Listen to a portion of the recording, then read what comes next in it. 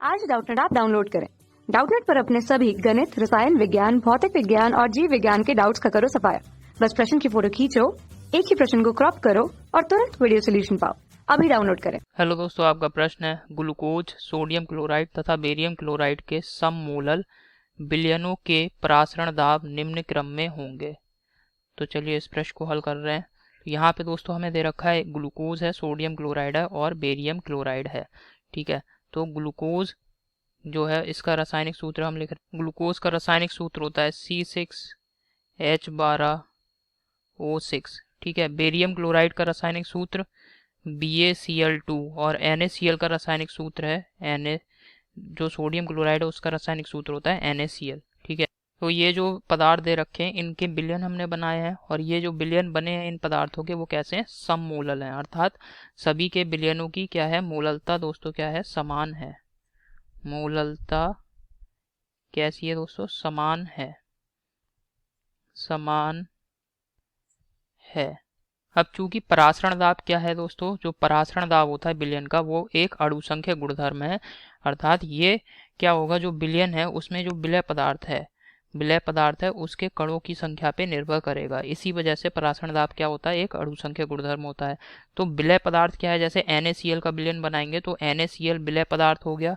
ठीक है, तो NaCl का जब हम विलयन बनाएंगे तो ये विलयन में क्या होगा, दो आयनों में वियोजित होगा। ठीक है, किस प्रकार, Na plus plus Cl minus में।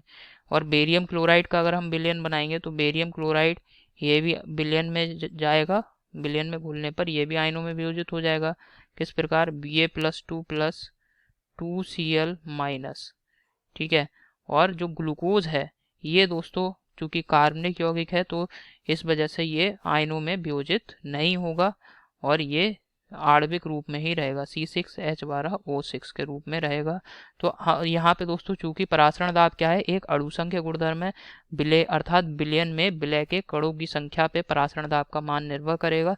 तो जिस भी विलयन में कणों की संख्या अधिक होगी उसके लिए परासरण दाब का मान सबसे अधिक होगा। तो अगर दोस्तों NaCl में देखते हैं हम, NaCl में कणों की संख्या कितनी हो रही है, यहाँ पे अगर हम देखें तो बांठाव गुणांक I से हम व्यक्त कर रहे हैं इसको, तो इसका मान कितना है, 2। और यहाँ पे बेरियम क्लोराइड विलयन के लिए अगर बांठा गुणांक I का मान देखें तो ये आ रहा है 3।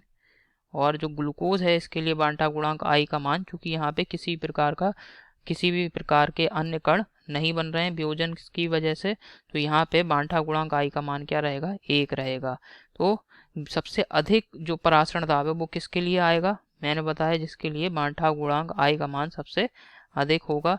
तो सबसे अधिक बेरियम क्लोराइड के लिए है परासरण दाब का मान, बेरियम क्लोराइड के लिए सबसे अधिक रहेगा, उसके बाद NaCl के लिए, और सबसे कम दोस्तों परासरण दाब का मान किसके लिए आ रहा है, आप देख रहे हैं ये ग्लूकोज के लिए, ग्लूकोज। ठीक है, तो ये क्रम है जो कि हमें ज्ञात करना था, परासरण दाब के लिए का घटता हुआ क्रम।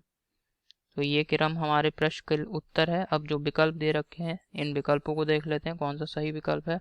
तो जो पहला विकल्प है इसमें दे रखा है दोस्तों हमें बेरियम क्लोराइड, उसके बाद NaCl और इसके बाद ग्लूकोज, तो ये बिल्कुल सही विकल्प है। ठीक है, इसके बाद दोस्तों दूसरा विकल्प देख लेते हैं।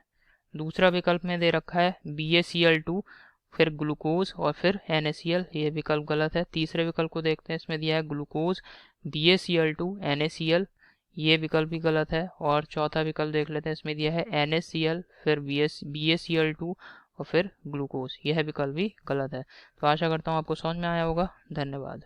कक्षा 6 से 12वीं से लेकर नीट, IIT, JEE वो एडवांस के लेवल तक 1 करोड़ से ज्यादा छात्रों का भरोसा। आज ही डाउनलोड करें डाउटनेट ऐप या व्हाट्सएप करें अपने सारे डाउट्स 8400 400 400 पर।